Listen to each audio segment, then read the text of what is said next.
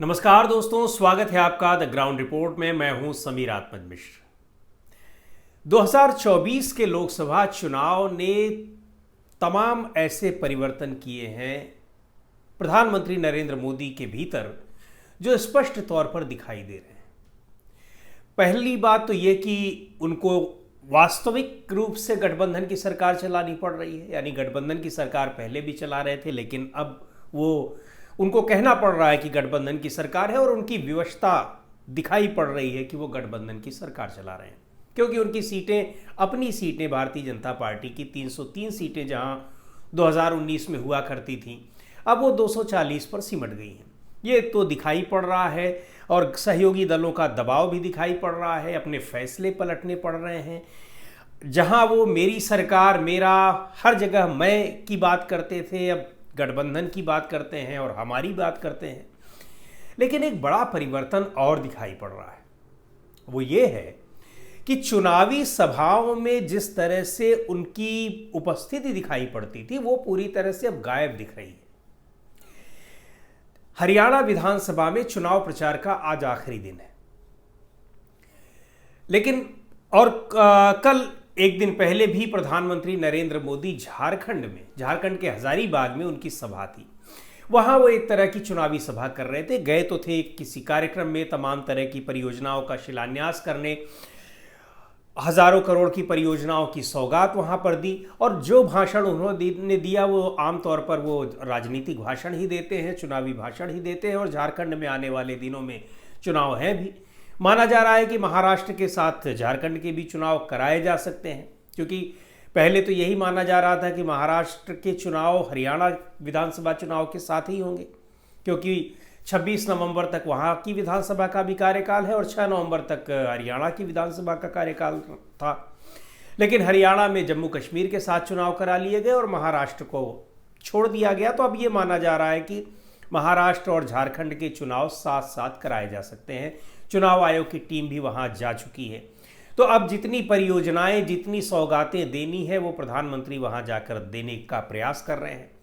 लेकिन बड़ा सवाल ये उठ रहा है कि आखिर हरियाणा से में ऐसा क्या हुआ कि प्रधानमंत्री मोदी की जो सभाएं कुछ हुई भी, चाहे वो कुरुक्षेत्र में हुई हो, पानीपत में हुई हो या फिर पलवल में अभी 2 दिन पहले हुई हो, उन सभाओं में, उनके भाषणों में न तो वो तीखी धार थी, ना उसमें वो कॉन्फिडेंस दिखाई पड़ रहा था कि ये एक आक्रामकता जो दिखाई पड़ती है वो नहीं दिखाई पड़ रहा था।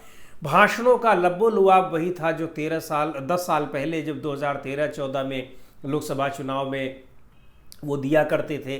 कांग्रेस पार्टी के ऊपर आरोप लगाना, कांग्रेस पार्टी के नेताओं के ऊपर आरोप लगाना, भ्रष्टाचार, परिवारवाद, इसके अलावा और कोई बात नहीं।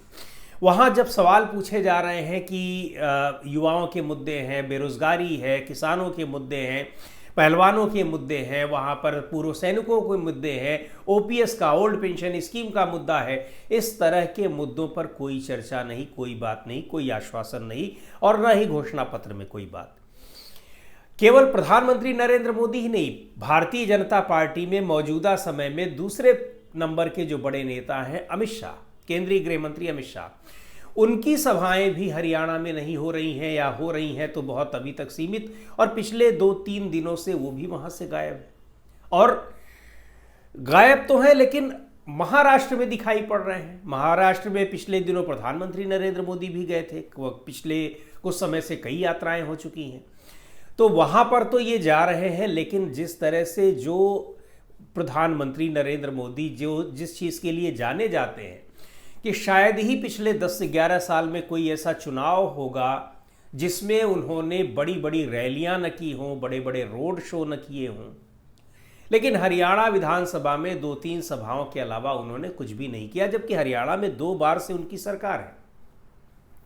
मुख्यमंत्री बदलकर अभी वहाँ एक नए मुख्यमंत्री लाए गए पिछले दिनों, कुछ महीने पहले। दावा किया कर रही है भारतीय जनता पार्टी की वहाँ तीसरी बार सरकार बनाएगी, लेकिन खुद प्रधानमंत्री नरेंद्र मोदी और गृह मंत्री अमित शाह और पार्टी के राष्ट्रीय अध्यक्ष जेपी नड्डा, इनकी गैर मौजूदगी ये दिखा रही है कि इसका मतलब ना तो भारतीय जनता पार्टी के शीर्ष नेताओं में वो आत्मविश्वास है कि वहाँ चुनाव जीतने जा रहे हैं, और ना ही वहाँ के स्थानीय नेताओं में मुख्य रूप से वहाँ पूर्व मुख्यमंत्री मनोहर लाल खट्टर हैं और दूसरे जो मौजूदा मुख्यमंत्री हैं नायब सिंह सैनी, उनकी सभाएं भी, उनकी रैलियां भी इस तरह से नहीं हो रही हैं। और जो नुक्कड़ सभाएं हो रही हैं, जा रहे हैं, वहां पर अपने ही लोगों के विरोध का सामना करना पड़ रहा है। बीजेपी के जो तमाम विधायक हैं, मंत्री हैं, वो जब अपने यहाँ वोट मांगने जा रहे हैं तो उनका वहाँ के लोग विरोध कर रहे हैं। इन परिस्थितियों में जिस तरह का आत्मविश्वास कमज़ोर हुआ है भारतीय जनता पार्टी के नेताओं का, वो सब और नेताओं पर तो दिख ही रहा है, खुद प्रधानमंत्री नरेंद्र मोदी पर दिख रहा है। और ऐसा माना जा रहा है कि क्या हरियाणा विधानसभा चुनाव से पहले ही भारतीय जनता पार्टी ये मानकर चल रही है कि वो हार गई? क्योंकि ऐसा ना होता तो अब तक प्रधानमंत्री मोदी की कुछ सभाएं, कुछ रोड शो तो निश्चित तौर पर हुए होते। ऐसा ना होता कि केवल कुरुक्षेत्र, पानीपत और पलवल के इलाके में उन्होंने सभा कर ली और उससे छुटकारा पा लिया। ऐसा लग भी रहा है कि जैसे छुटकारा पाने के लिए 2-4 सभाएं कर ली, उसके बाद फिर वहाँ से निकल लिए। इसकी तुलना में जम्मू कश्मीर विधानसभा के चुनाव में ज़रूर दोनों नेताओं की, जेपी नड्डा की भी मौजूदगी रही, पर हरियाणा में वो मौजूदगी नहीं दिखाई पड़ रही है। अब इसके पीछे यही सबसे बड़ा कारण है कि हरियाणा को भारतीय जनता पार्टी के लोग मानकर चल रहे हैं कि वो उनके हाथ से निकल चुका है। और उसका क्यों निकल चुका है, इसके पीछे 10 साल की एंटी इनकम्बेंसी सरकार की तो है ही, चाहे राज्य सरकार की हो चाहे केंद्र सरकार की। और तमाम मुद्दे ऐसे हैं जिन पर सरकार घिरी नजर आ रही है। पहलवानों का मुद्दा बहुत बड़ा है, क्योंकि उससे वहाँ के लोग अपनी क्षेत्रीय अस्मिता से जोड़कर देख रहे हैं कि किस तरह से महिला पहलवानों का अपमान किया गया और दिल्ली की सड़कों पर, और वहाँ पर जो सरकार ने उनके साथ जिस तरह का बर्ताव किया। ये सारे मुद्दे अपनी जगह हैं और इन पर विरोध है। तमाम मुद्दों पर वहाँ पर नाराज़गी ज़बरदस्त है, गुस्सा है लोगों में, अग्निपथ योजना को लेकर, किसानों के मुद्दों को लेकर। इन सारी परिस्थितियों में शायद बीजेपी के शीर्ष नेताओं ने भी सोचा हो कि इससे अच्छा है कि हम चुनाव में ना ही जाएं। एक बात और है, हरियाणा में जाने पर, वहाँ पर जब ग्राउंड रिपोर्टिंग के दौरान हम गए, वहाँ लोगों से बातचीत की, तो बहुत से भारतीय जनता पार्टी के लोग ये बात भी कहते हुए सुनाई पड़े हैं, या उनके बीच में ये बात भी चल रही है कि प्रधानमंत्री और अमित शाह, गृह मंत्री अमित शाह की सभाओं की बहुत ज़्यादा वहाँ डिमांड भी नहीं है। जहाँ पहले डिमांड हुआ करती थी, चेहरे पर वोट मिला करता था, ऐसा कहा जाता था, अब वो बात पूरी तरह से ख़त्म हो गई है। तो वहाँ के स्थानीय नेता इस बात की डिमांड भी नहीं कर रहे हैं कि हमारे यहाँ प्रधानमंत्री की सभा की जाए, या फिर हमारे यहाँ गृह मंत्री अमित शाह की सभा की जाए, या जेपी नड्डा की। यानी उन्हें अपने ऊपर ज़्यादा विश्वास है, प्रधानमंत्री नरेंद्र मोदी के चेहरे पर या गृह मंत्री अमित शाह के चुनाव प्रचार पर उनको उतना भरोसा नहीं है कि इनके आने से चुनाव निकल जाएगा। बल्कि यहाँ तक कहा जा रहा है कि चुनाव में जिस तरह से एक ही बात को बार बार दोहरा रहे हैं प्रधानमंत्री नरेंद्र मोदी पिछले 10 साल से, और अभी भी वही बात कर रहे हैं, उससे चुनाव में उसका उल्टा ही प्रभाव पड़ रहा है।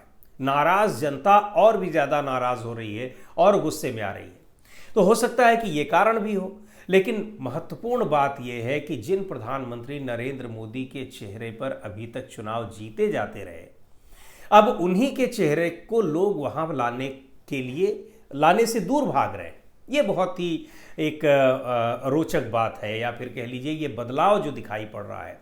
और इसके पीछे लोकसभा चुनाव में मिली हार है, क्योंकि उसके ठीक पहले जो 4-5 राज्यों के चुनाव हुए थे, वहाँ सीधे तौर पर प्रधानमंत्री नरेंद्र मोदी के चेहरे पर, उनके नाम पर चुनाव लड़े गए, विधानसभा के चुनाव, और कहा गया कि मुख्यमंत्री जो हैं भी उनको भी हटा दिया जाएगा और जिसको प्रधानमंत्री चाहेंगे उनको मुख्यमंत्री बनाया जाएगा।